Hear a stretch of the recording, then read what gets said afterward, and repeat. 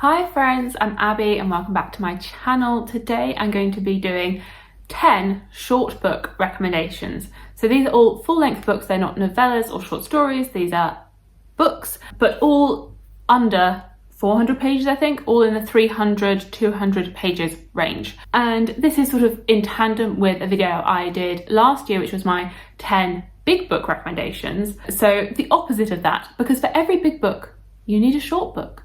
Well, maybe not every big book, maybe like for every couple of big books you need a short book, at least for me, because I am predominantly a big book reader. But every now and again, it's very, very satisfying to read a 300-page book and finish it and be like, wow, that was quick. This didn't take me like 2 weeks to read.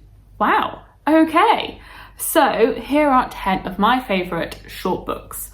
I will say I do have another video on short fantasy and sci-fi books that I will link that mentions different books, and that was from a couple of years ago, so I can link that as well. So diving in. Firstly, I would like to mention The Hobbit by J.R.R. Tolkien, a classic short book. So this is I think middle grade, but I would say it could work for all ages. I personally listened to this as an audiobook.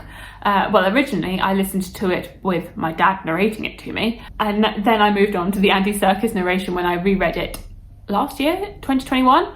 If you don't know, in this, it is like the prequel to The Lord of the Rings. You're following Bilbo Baggins and his journey with this band of dwarfs to the mountain where they encounter Smaug,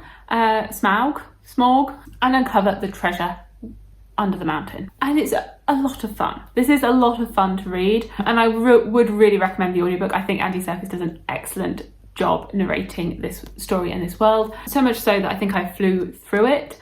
Yes, if you are feeling a little bit daunted by reading Lord of the Rings, this is a really good place to start. Very easy to get into and very enjoyable to read without the whole like hullabaloo of it being a classic work of fantasy that you have to read to be a fantasy reader, blah blah blah. I found this really, really fun to read.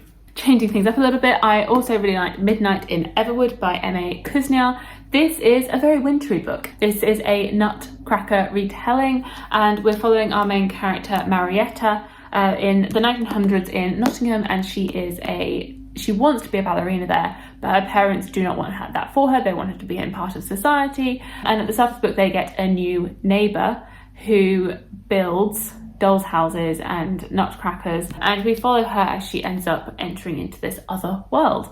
And I found this so whimsical and magical. I really like the setting, this cold, wintry setting that we go into. And I'm following Marietta there and the characters that she comes into contact with. I found this so easy to read. I was completely like taken away with this story. I read this, I think, as an arc in the summer months, and for me it was winter, even though it was like 30 degrees when I read this. That's 30 Celsius, not Fahrenheit. Yeah, I would really recommend this if you're after a fairy tale retelling and a wintry setting in a book. I also have Redemption in Indigo by Karen Lord. This is, again, well, not quite a fairy tale retelling, a folk tale retelling. So this is a retelling of a Senegalese folk tale. In this, we're following the main character, Pama, and at the beginning of the book, she has left her husband and gone back to her hometown to be with her family, and she gets presented with this chaos stick, which allows her to manipulate the subtle forces of the world. Unfortunately, not everybody wants her to have this, and so the Indigo Lord is out to try and reclaim this from her. I really enjoy like a folktale retelling or seeing different interpretations of a folktale. I have talked about this. I did a vlog on reading some of my reading other booktubers' favourite books last year, and I read this during that. So I can link that. Where I go into more of my thoughts in detail. I listened to the audiobook of this, and I think that was really well done. I believe it was done by Robin Miles, and I think she did a very good job of narrating this. And I do think it was really interesting to read a book with some different influences. I'd never read a Senegalese folktale before, so seeing their culture and their history within a book was enlightening for me. I really picked some very different genres here, and I've really put them in a very random order. There's not really much logic here. So then I have Radiance by Grace Draven.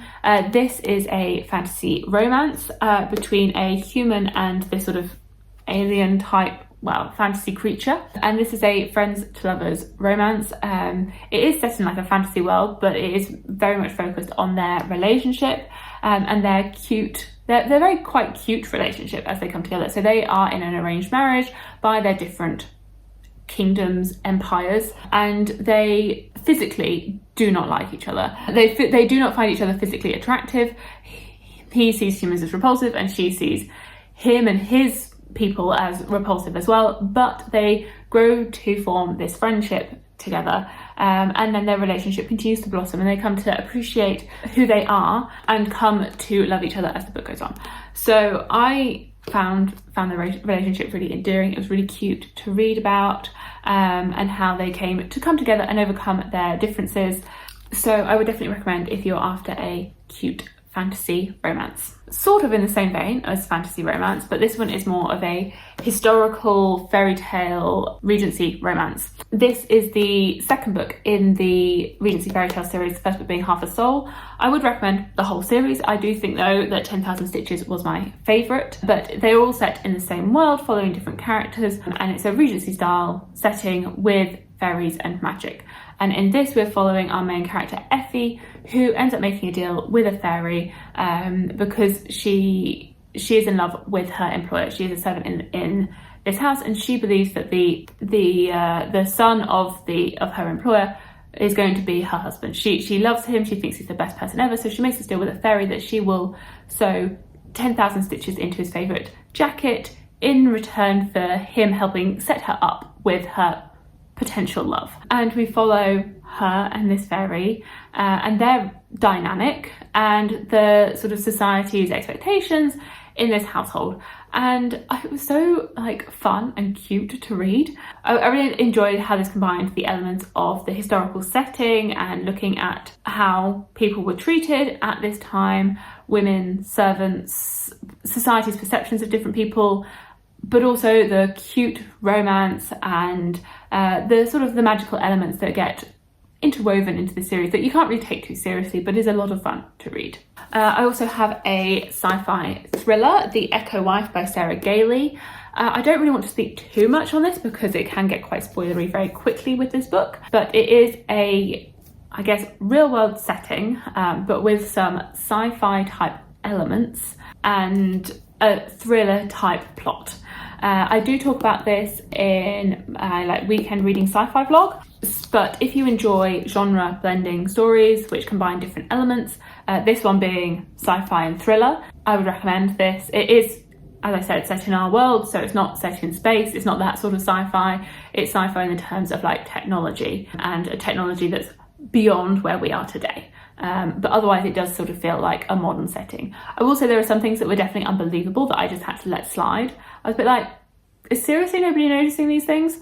I let go of. I got on with it. It was fine. So you do have to suspend your disbelief a little bit with this, but if you're able to do that, then I found this a lot of fun, and I do like the way that it combined those different elements. Additionally, I did really enjoy Ringshout by P. Jelly Clark. This is again a bit more of a horror, fantasy, blendy type book. This takes like the Ku Klux Klan and turns it into and gives it a magical twist.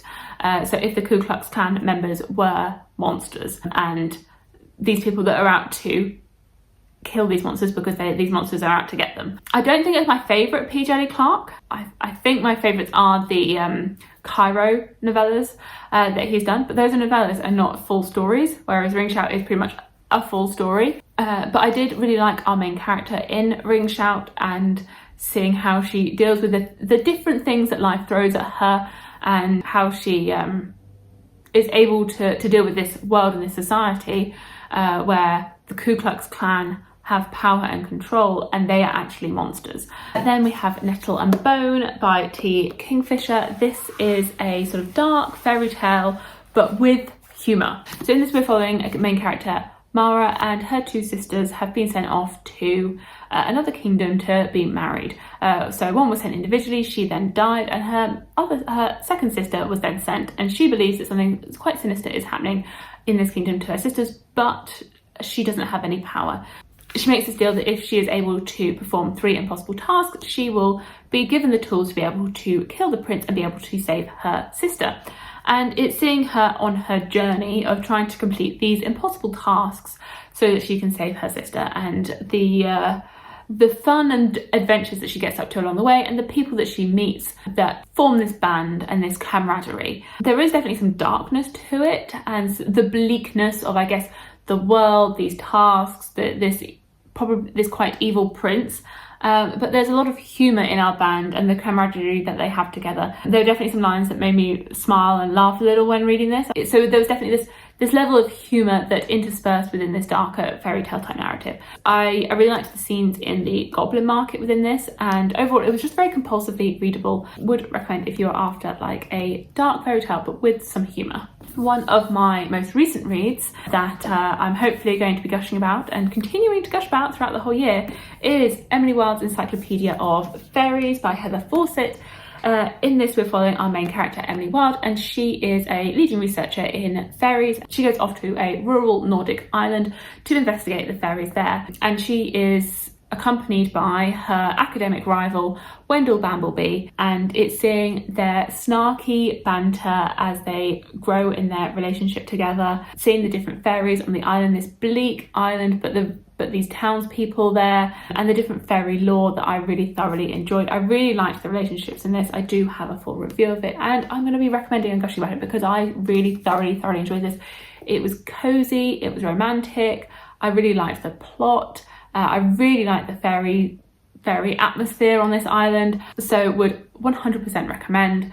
And then my final recommendation is definitely a lot more bleak than Emily Wilde, is Kindred by Octavia E. Butler. This is a standalone following our main character Dana, and she ends up being thrown back in time to 1815, where she is assumed to be a slave. She is from the 1970s and is living a relatively good life as a black woman in America, but when she gets thrown back into 1815, it is assumed that she is a slave and she is scared for her life. And she doesn't have any control over when she is moved back and forth between the past and the present. And this was quite bleak. It was quite hard to read at times, as you see Dana suffering with the consequences of being a slave in the 1800s, and how she is there with her modern sensibilities, and how she's trying to come to terms with the situation that she has been put in. But I found that this book has really stuck with me since I read it in 2021, that I think back on it quite a lot and think back on like what would the situation be like for me if that happened to me and I was sucked back into the past, and the trials and tribulations that these characters go through. I would recommend it if you're in the right headspace for it, because although it is a short book, it still did take me a little while to read because of the nature of the plot.